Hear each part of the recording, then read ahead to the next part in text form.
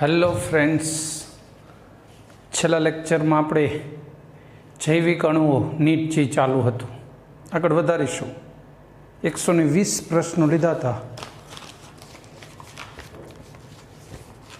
121.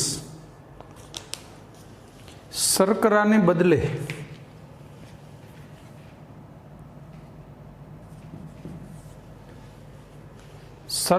બદલે વૈકલ્પિક રીતે ઉપયોગ કરી શકાય તેવું સુરક્ષિત અને સામાન્ય સંયોજન કયું? સેકેરિન. શું કામ? જો શર્કરાને બદલે, શર્કરા એટલે તો ગ્લુકોઝ પોતે, એના બદલે વાપરવાનું છે એટલે એ તો ચાલે નહીં. એસ્પાર્ટેમ નહીં, રસોઈના તાપમાને એમાં અસ્થાયી છે, બરાબર. સાયક્લોડેક્સ્ટ્રીન તો આમાં આવતું નથી એટલે સેકેરિન જ વધ્યું. અને રૂટીનમાં ડાયાબિટીક વ્યક્તિ હોય કે એવું કંઈ પણ હોય તો એમને જેને સુગર ખાવાની તકલીફ હોય એવી વ્યક્તિઓ માટે આ જ ચોઈસ બચે છે, બરાબર. ચાલો, ત્યાર પછી વાત કરીશું આલ્ફા ડી ગ્લુકોઝ અને બીટા ડી ગ્લુકોઝના તટસ્થ મિશ્રણનું વિશિષ્ટ પરિભ્રમણ કેટલું હોય? આલ્ફા અને બીટાનું 36-64 હોય ને. આલ્ફા 36% અને બીટા 64% હોય અને વિશિષ્ટ પરિભ્રમણ 52 ડિગ્રી. આ મિશ્રણનું 36-64 મિશ્રણનું 52. કુદરતી રીતે કોઈ પણ આલ્ફા કે બીટા લઈ દ્રાવણ બનાવીને લાંબો સમય મૂકી રાખો એટલે 52 થઈ જાય. 123. ખાંડ સાંદ્ર સલ્ફ્યુરિકના સંપર્કમાં આવે તો ચેરિંગની પ્રક્રિયા થાય. ચેરિંગ એટલે વાસ્તવમાં નિર્જલીકરણ. સી જવાબ. આમ હોય ને, ખાંડ કોઈ પણ લઈ લો, આપણે ખાંડનું સૂત્ર છે C12H22O11 સુક્રોઝ અથવા ખાંડ. આમાં સાંદ્ર સલ્ફ્યુરિક ઉમેરો, ચેરિંગ થાય, 12 કાર્બન છૂટા પડે ને 11 H2O શોષાઈ જાય. આને સલ્ફ્યુરિક શોષી લે, 12 કાર્બન છૂટા પડે ને આ પ્રક્રિયાને ચેરિંગ પ્રક્રિયા કહેવાય. અણુમાં જે જોડાયેલા કે હાઇડ્રોજન ઓક્સિજન હતા ને એને લઈને પાણી બનાવી નાખ્યું, એને ખેંચી લીધા એમ. નહીતર શું હોય, વધારાનું જે પાણી હોય ને એને શોષી લેવા તો ઘણા બધા હોય. કેલ્શિયમ ઓક્સાઇડ, CaCl2 એવા, સલ્ફ્યુરિક એસિડ, P4O10 એ ભેજ શોષક કહેવાય. જ્યારે આ તો ચેરિંગ કરી નાખ્યું, તોડી ફોડી નાખી. સી જવાબ, નિર્જલીકરણ. 124. નીચે પૈકી કઈ શર્કરા સૌથી સરળતમ છે? આપ્યા એમાં જો ગ્લુકોઝ મોનોસેકેરાઇડ, સેલ્યુલોઝ અને સ્ટાર્ચ પોલિસેકેરાઇડ અને ગ્લાયકોજન. ગ્લાયકોજન એ પોલિસેકેરાઇડ. ગ્લુકોઝ વધી જાય શરીરમાં તો ગ્લાયકોજન બની જાય. તો સૌથી સરળતમ હોય તો ગ્લુકોઝ. પછી ગ્લુકોઝ અને મેનોઝ એકબીજાના શું કહેવાય?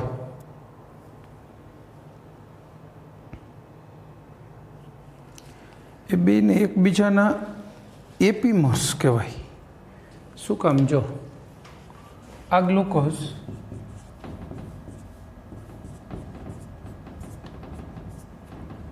ત્રણ ને 3 6 CH2OH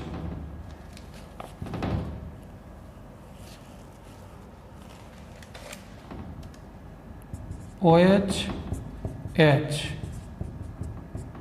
H OH H OH ને H. આ ગ્લુકોઝ છે અને એની સામે કયો લેવો છે? મેનોઝ.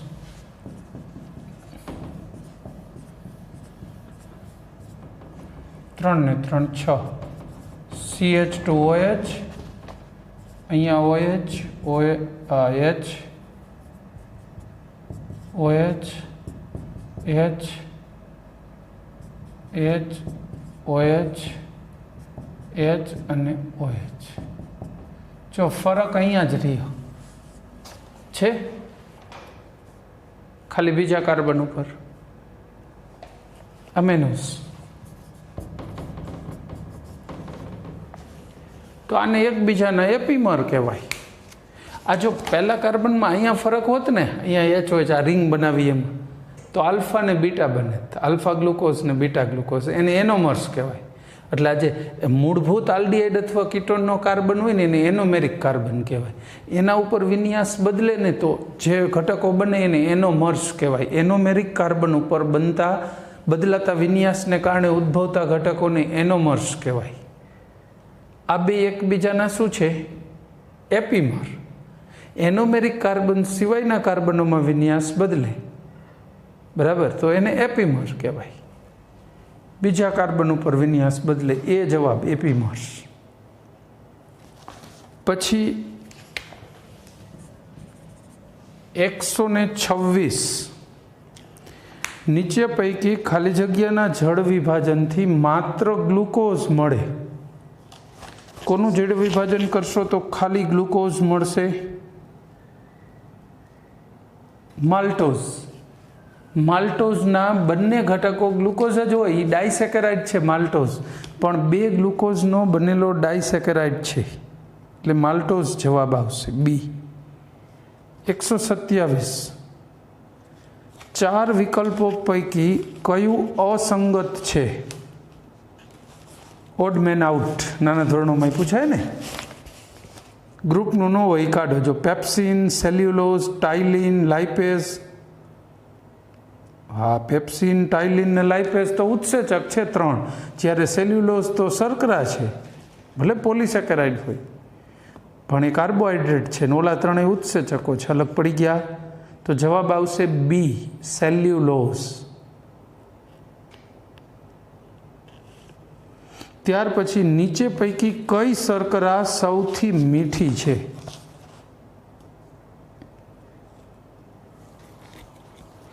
મીઠી શર્કરા શોધવી છે ને.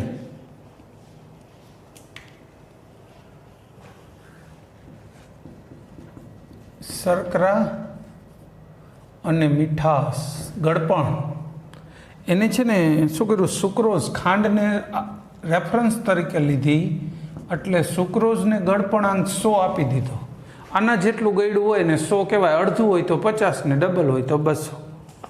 હવે ગ્લુકોઝ,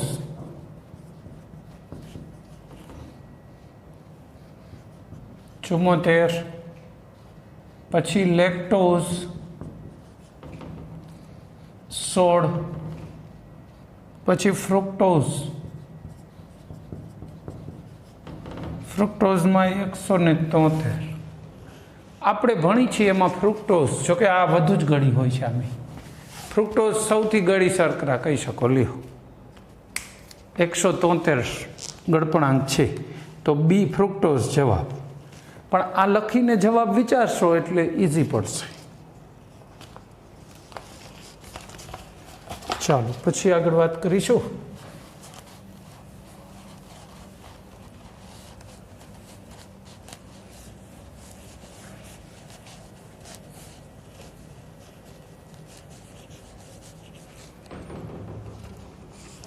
જીવંત કોષોમાં 129 જીવંત કોષોમાં ગ્લુકોઝનું ઓક્સિડેશન ઘણી અગત્યની પ્રક્રિયા છે, જેમાં એક ગ્લુકોઝની પ્રક્રિયા થઈ કેટલા એટીપીના અણુ મળે?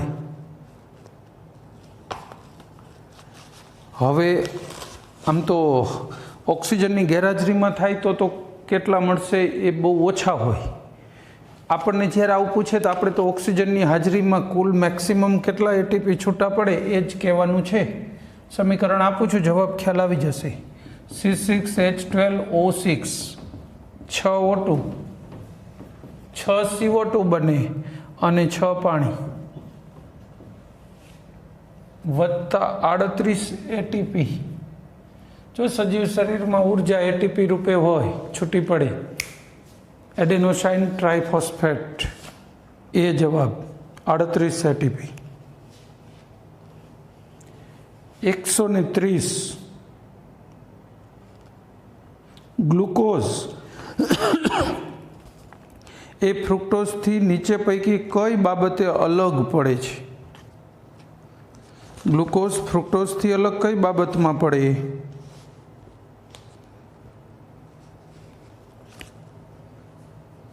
જો તેનું જળ વિભાજન થતું નથી, ટોલેન્સ પ્રક્રિયક સાથે રજત દર્પણ આપે છે તે મોનોસેકેરાઇડ છે।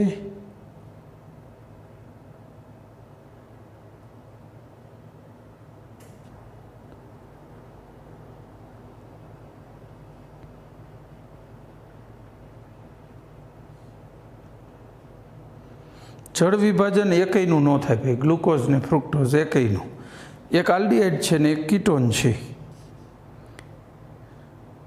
બેય મોનોસેકેરાઇડ છે એટલે સીએ ક્યાંય લાગુ ન પડે। ટોલેન્સ પ્રક્રિયક સાથે રજત દર્પણ કસોટી આલ્ડીહાઇડ આપે અને કીટોન ન આપે, અહીં તો અલગ પડવો જોઈએ।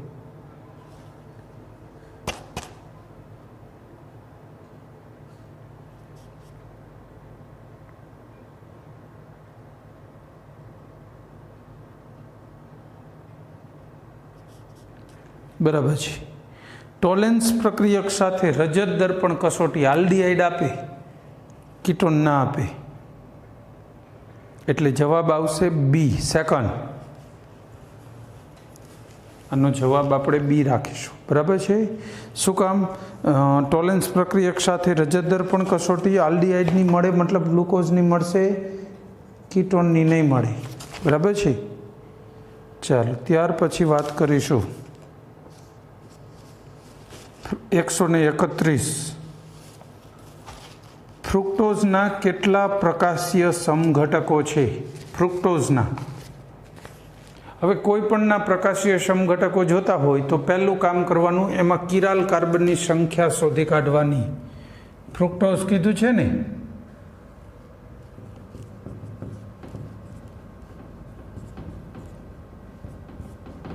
ત્રણ ને 3 6 CH2OH OH H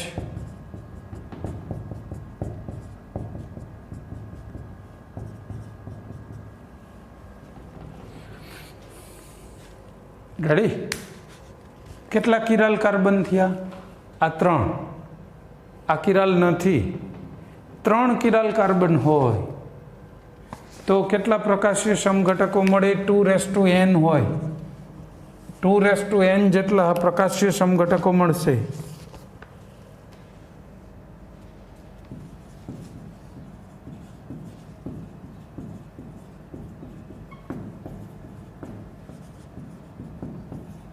n બરાબર કિરાલ કાર્બનની સંખ્યા।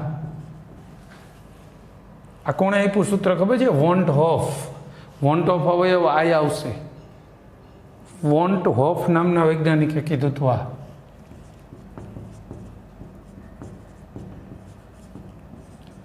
હાલો, વોન્ટ હોફનું સૂત્ર છે આ 2n। તો આપણે અહીંયા 2 ની 3 ઘાત મૂકો, 8 થશે। તો આપણો જવાબ થશે 8 વાળો। 8 ઓપ્ટિકલ આઇસોમર્સ આર પોસિબલ, બી જવાબ લો। આનો જવાબ આપણા મુજબ બી આવશે, 8 પોસિબલ છે। ત્યાર પછી 132, બરાબર? 132માં શું છે? ગ્લુકોઝના જલીય દ્રાવણને ફ્રીઝ કરતા ફ્રીઝરમાં મૂકી દો તો પહેલા કોના સ્ફટિક બનશે?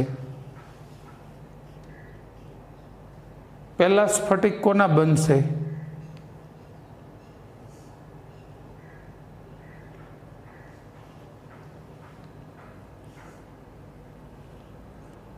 કોનું વેપર પ્રેશર એટલે બાષ્પ દબાણ ઓછું થાય, કોનું વધુ થાય?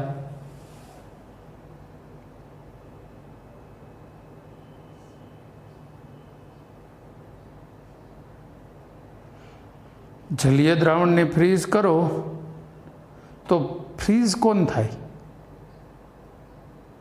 દ્રાવક જ થાય ને, પાણી થાય।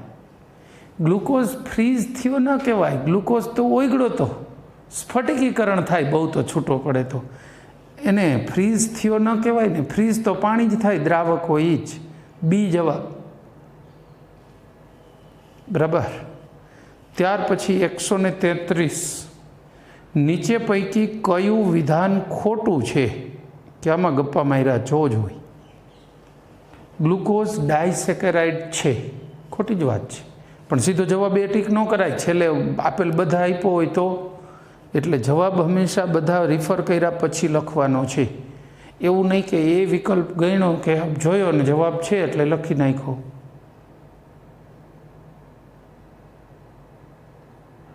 ગ્લુકોઝ અને ફ્રુક્ટોઝ એનોમર્સ નથી, તો બરાબર છે, નથી. એ બે તો ક્રિયાશીલ સમૂહ સમઘટકો છે, સમઘટકો છે. સ્ટાર્ચ પોલિસેકેરાઇડ છે, હા છે. ઇન્વર્ટ શર્કરા ગ્લુકોઝ અને ફ્રુક્ટોઝ બેનું મિશ્રણ ધરાવે, હા બરાબર છે. મેં તમને કીધું હતું ને કે વર્ષો પહેલાં એ જે મિશ્રણ મળે ને એને ઇન્વર્ટ શુગર કહેતા હતા, એટલે લીવો રોટેટરી ગણ્યું તો આગળ પ્રશ્ન આવ્યો હતો ત્યારે. ખર તો જવાબ આવશે એ, ગ્લુકોઝ મોનોસેકેરાઇડ છે. ચલો પછી ઇન્સ્યુલિન, ખાલી જગ્યા છે. ઇન્સ્યુલિન ખ્યાલ છે કાંઈ ઇન્સ્યુલિન વિશે? ઇન્સ્યુલિન છે એ એક પ્રકારનું પ્રોટીન છે. ઇન્સ્યુલિન એક પ્રકારનું પ્રોટીન છે, ખબર છે? શું કરી દે? સુગર બેલેન્સ કરવામાં ઉપયોગી છે ને. કે એમાં છે ને આલ્ફા અને બીટા બે શૃંખલાઓ આવેલી હોય. ઇન્સ્યુલિનની અંદર 51 એમિનો એસિડની બે શૃંખલા હોય, ટોટલ 51. આલ્ફા શૃંખલામાં 21 એમિનો એસિડ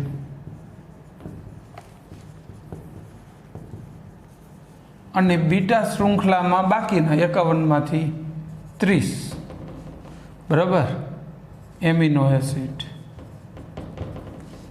આવી આલ્ફા અને બીટા બે શૃંખલાનો બનેલો હોય લો ઇન્સ્યુલિન. સુગર લેવલ કંટ્રોલ કરવામાં કામ આવે. એટલે જવાબ શું કહેશું? બી, પ્રોટીન. ઇન્સ્યુલિન પ્રોટીન છે. ગ્લોબ્યુલર પ્રોટીન એટલે ગોલીય પ્રોટીન છે. પહેલાં પ્રોટીનના બે જ પ્રકાર પાડ્યા હતા, રેસામય પ્રોટીન અને ગોલીય. તો ત્યારે આ ગોલીય પ્રોટીનમાં આવતું હતું. ચલો ત્યાર પછી પેપ્ટાઇડ શું છે? ખાલી જગ્યા છે. પેપ્ટાઇડ એટલે એમાઇડ. પોલીપેપ્ટાઇડ બને એટલે પ્રોટીન બને ને પછી જેમ જેમ એમાં એમિનો એસિડની સંખ્યા વધતી જાય. તો સી જવાબ, પેપ્ટાઇડ છે એ એમાઇડ હોય. ખાલી જગ્યા પ્રોટીન પાણીમાં અદ્રાવ્ય છે. હા હા, તંતુમય પ્રોટીન. કેરેટીન, માયોસિન આ તંતુમય પ્રોટીન છે. મસલ્સમાં હોય ને માયોસિન, એ પાણીમાં અદ્રાવ્ય હોય. બે પ્રકાર પહેલાં પાડ્યા હતા કે નહીં? આ છે ને લિનસ પાઉલિંગે 4 પ્રકાર કીધા 1953-54માં. પણ 1954 પહેલાં પ્રોટીનના 2 પ્રકાર ગણાતા હતા, રેસામય અને ગોલીય પ્રોટીન. રેસામય પ્રોટીન જલ અદ્રાવ્ય હતું. વાળ રેસામય પ્રોટીન છે, જલ અદ્રાવ્ય. સ્નાયુ રેસામય પ્રોટીન છે, જલ અદ્રાવ્ય. અને ગ્લોબ્યુલર પ્રોટીન અથવા ગોલીય પ્રોટીન જેમ કે ઇન્સ્યુલિન, પછી ઈંડાનું આલ્બ્યુમિન, એ બધા પાણીમાં દ્રાવ્ય હોય એટલે એ જલ દ્રાવ્ય ગણાય. કે આપણો જવાબ શું છે? ખાલી જગ્યા પ્રોટીન અદ્રાવ્ય છે તો તંતુમય, એ જવાબ. ચલો રેડી, ત્રીજો પ્રશ્ન એ જવાબ. પછી ચોથા પ્રશ્નમાં શું જોઈશું? પ્રોટીનના અપ્રતિવર્તી અવક્ષેપીકરણને. પ્રોટીનને તમે ગરમ કરો એટલે અવક્ષેપ બને. હવે એમાં પાછું ઓગાળી ન શકાય, ભલે ગોલીય પ્રોટીન હોય તો પણ. તો એ ફરીથી ઓગાળી નથી શકાતું. તો આવું જે અવક્ષેપીકરણ કર્યું, ગરમ કરીને અથવા એસિડ બેઝ ઉમેરીને, પીએચમાં એકાએક ફેરફાર કરો કે ગરમ કરો કે દ્રાવક બદલો, તો આવું થઈ જાય. પણ તો આવા અવક્ષેપીકરણને શું કહેવાય? વિકૃતિકરણ. એ પ્રોટીનનું ડિનેચરેશન થઈ ગયું, વિકૃતિકરણ થઈ ગયું, બરાબર, એને આપણે વિકૃતિકરણ ગણીએ છીએ. ચાલો ત્યાર પછી 5મું, પ્રોસ્થેટિક સમૂહ ધરાવતા પ્રોટીનને શું કહેવાય? પ્રોસ્થેટિક સમૂહ ધરાવે એને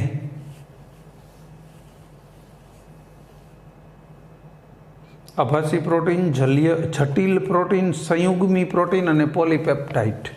શું કહીશું? સંયુગ્મી પ્રોટીન. જો પ્રોટીન હોય ને એમાં બિન પ્રોટીનસ ભાગ ભળે ને એટલે એને સંયુગ્મી પ્રોટીન કહેવાય. બિન પ્રોટીનવાળો જે ભાગ છે ને એને પ્રોસ્થેટિક સમૂહ અથવા કોફેક્ટર કહેવાય. કોફેક્ટર, સહ ઉત્સેચક, સહ અવયવ. કોઈ એન્ઝાઇમ નહીં પણ કોફેક્ટર બોલી છે. કોઈ એન્ઝાઇમ ક્યારે હોય? આવો સહ અવયવ તરીકે જો કોઈ કાર્બોહાઈડ્રેટ હોય ને તો એને કો એન્ઝાઇમ કહેવાય કેમિસ્ટ્રીમાં. આ બાબત કદાચ બાયોલોજીથી માઇનોર ડિફર પડતી હોય તો કેમિસ્ટ્રીની હું તમને કહી રાખું છું, એ ધ્યાનમાં રાખજો. કોફેક્ટર એટલે સહ અવયવ. સહ અવયવ તરીકે ધાતુ આયન હોઈ શકે કે અન્ય કોઈ પણ હોય, પણ જો સહ અવયવ તરીકે માની લો કે કાર્બોહાઈડ્રેટ આવેલો હોય તો એને સહ ઉત્સેચક કહી શકાય. બરાબર છે. પણ ધાતુ આવેલું હોય તો એને સહ ઉત્સેચક ન કહેવાય. સહ એટલે કોફેક્ટર જ કહેવું પડે. બરાબર. Cofactor, prosthetic group. તો એનાથી સંયુગ્મી પ્રોટીન બનશે.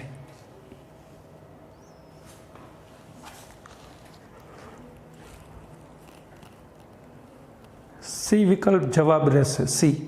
પછી છઠ્ઠું, હિમોગ્લોબિનમાં ખાલી જગ્યા પ્રોસ્થેટિક સમૂહ આવેલ હોય છે. હિમોગ્લોબિનમાં એમાં કયો પ્રોસ્થેટિક સમૂહ છે? પોર્ફિન, હિમ, ગ્લોબિન, ગ્લોબ્યુલિન.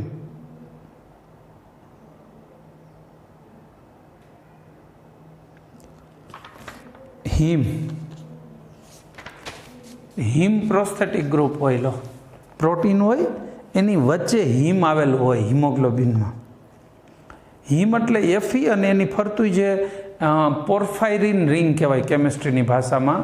પોર્ફાયરિન રિંગ એકચ્યુઅલી આવી રીતના Fe+2 હોય ને તો એની ફરતે અહીંયા કાર્બનથી જોડાયેલા બંધો હોય અને આ બધાય વચ્ચે પાછું ચક્રીય સંયોજનો આવેલા હોય. બસ આને હિમ કહેવાય. પછી આની હારે પાછું પ્રોટીન આને કવર કરે. બરાબર. એટલે પ્રોટીનની વચ્ચે રહેલો આ ભાગ હોય હિમ. એટલે હિમ જવાબ આવશે. બી જવાબ હિમ. સાતમો પ્રશ્ન, કોલેજનને પાણીમાં ગરમ કરો તો શું મળે? અવક્ષેપ મળે, દ્રાવણ મળે, જિલેટિન બની જાય કે પછી સંકીર્ણ કોલેજન મળે? કોલેજન એટલે હાડકાં હોય ને, હાડકાં પ્રાણીઓના, કતલખાને જે પ્રાણીઓને બધું લઈ લે પછી હાડકાને દળી નાખે પછી ગરમ પાણીમાં ઉકાળે એટલે કોલેજન મળે. કોલેજનને પાણીમાં નાખીને ગરમ કરો ને એટલે જિલેટિન મળે. જિલેટિન. આ જિલેટિનના ઘણા ઉપયોગ છે. આઈસ્ક્રીમ જિલેટિન વગર ન બને. દુનિયાની આ જેટલી પણ આઈસ્ક્રીમો વેચાય છે એમાં જિલેટિન હોય છે. આઈસ્ક્રીમનું જે ટેક્સચર છે ને એ જ જિલેટિનને આભારી છે. નહીંતર એને ઠંડી કરો ને એટલે એ બરફ થઈ જાવો જોઈ લ્યો, અને ભાંગવા માટે ડિસમિસ જોઈએ તો ખાવામાં ચમચી ન હાલે. બરાબર છે. ચમચીથી ખાઈ શકાય જે એનું જે ફ્રી ટેક્સચર છે ને એ આ જિલેટિનને આભારી છે. આઈસ્ક્રીમ એનું ટેક્સચર જ એનાથી બને છે. પછી જિલેટિન આપણે જે કેપ્સ્યુલ ખાઈ છીએ ને એના ઢાંકણા જે હોય ને એ જિલેટિન ના હોય. તો આ કોલેજનને પાણીમાં નાખે એટલે જિલેટિન બને. આનો બીજો ઉપયોગ ફોટોગ્રાફિક પ્લેટ હોય ને જે પ્લાસ્ટિકની ફિલ્મ રોલ કેમેરાનોની એના ઉપર પડ લગાવવામાં થાય, એમાંય વપરાય છે જિલેટિનનું પડ આવે. ચલો, એટલે જવાબ સી, જિલેટિન બને છે. ત્યાર પછી આઠમું, કયું આવશ્યક એમિનો એસિડ નથી? એમિનો એસિડમાંથી 10 આવશ્યક અને 10 બિન આવશ્યક છે. અત્યારે લિસ્ટ નથી બનાવતું, આપણે ચોપડીમાં 10નું લિસ્ટ આપેલું જ છે. ક્લિયર કટ યાદ રાખો. ભણાવવામાં કીધેલું જ કે આપણો ઈ લેક્ચર રિફર કરી લો. પણ આવશ્યક ને બિન આવશ્યકવાળું આવી રીતે પૂછાય છે. જવાબ ડી, ગ્લાયસિન. અત્યારે સીધો જવાબ લખાવું છું, બુકમાં રેફર કરી લેજો. તો આઠમાનો જવાબ રહેશે ગ્લાયસિન. આવશ્યક એમિનો એસિડ નથી. ત્યાર પછી 9મો પ્રશ્ન, એમિનો એસિડ પ્રવાહી છે, બાષ્પશીલ ઘન હોય, અબાષ્પશીલ સ્ફટિકમય હોય કે એમાઇન અને એસિડનું મિશ્રણ હોય. અબાષ્પશીલ સ્ફટિકમય સંયોજનો હોય, લ્યો કલર વગરના હોય છે. આમાં એમિનો એસિડ રંગીન નથી આવતા. બજારમાં તૈયાર કીટ મળે છે એમિનો એસિડની, 20 એમિનો એસિડ 1 ગ્રામ હોય, 1 ગ્રામ 25,000 ને 50,000 એવા કીટના ભાવ હોય શુદ્ધતા ઉપર. એમિનો એસિડ કેટલા શુદ્ધ છે ને એના ઉપર ભાવ હોય. ગ્રામ તો 1 જ હોય. આપણે તમને ખબર હોય તો કલર બોક્સ આવે છે ને, અલગ અલગ કલર લગાવેલા હોય, સ્કેચ પેન ને એવું કલર બોક્સ, એવી રીતનું જ આનું બોક્સ આવે. એમાં એ બધી લગાવેલી હોય કે આવડી નાની બોટલ્સ, લાંબી પાતળી એકદમ, અને જે તેના નામ લખ્યા હોય. 20 હોય.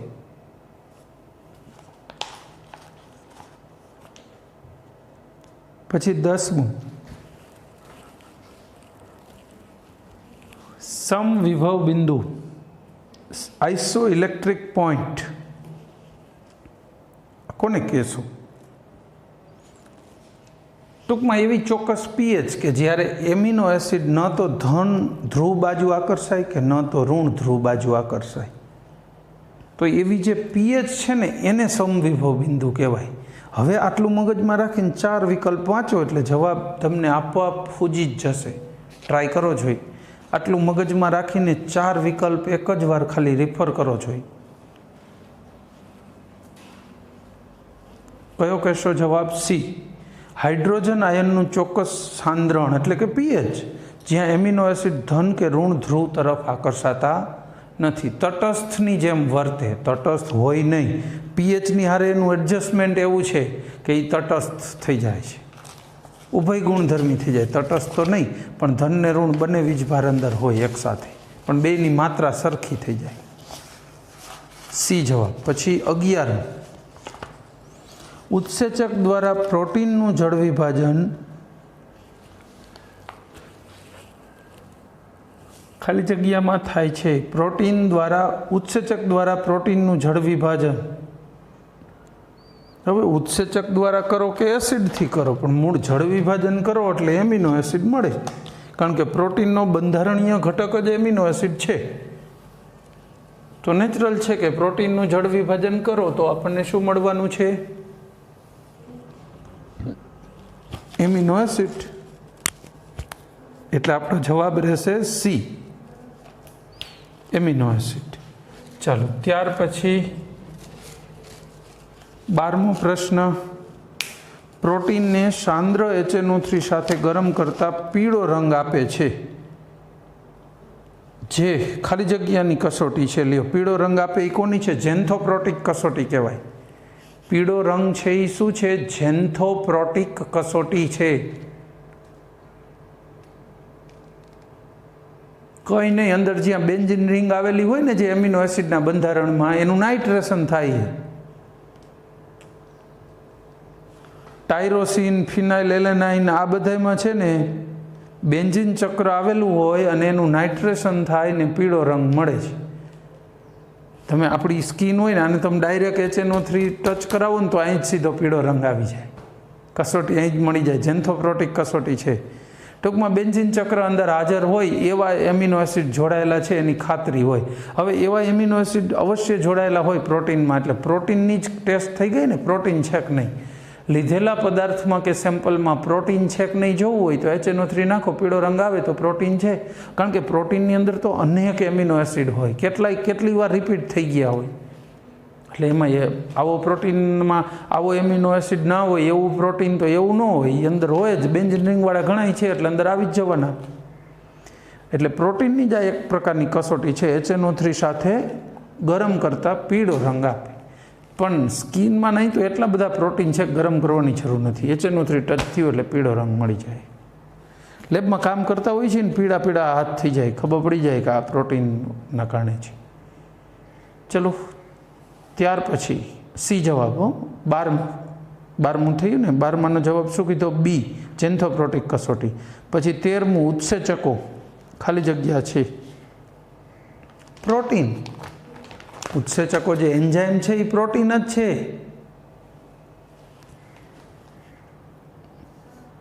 મિનરલ એટલે ખનિજ ના કહેવાય, તો કેલ્શિયમ મેગ્નેશિયમ એ બધા મિનરલ કહેવાય. ચલો 14મું, પ્રોટીન ખાલી જગ્યાના બનેલા છે. પ્રોટીન શેના બનેલા હોય?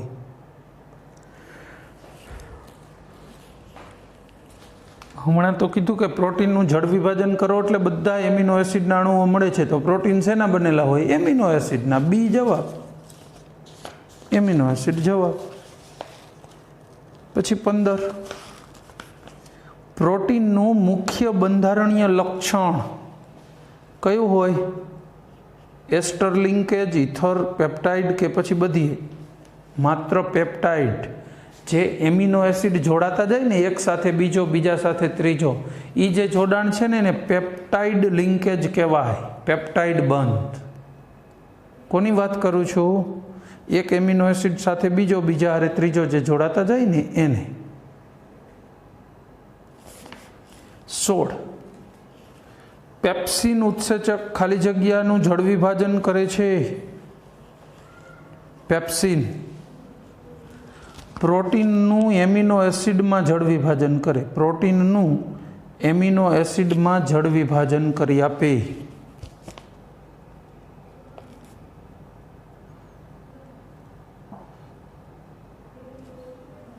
Correct, pepsin. ત્યાર પછી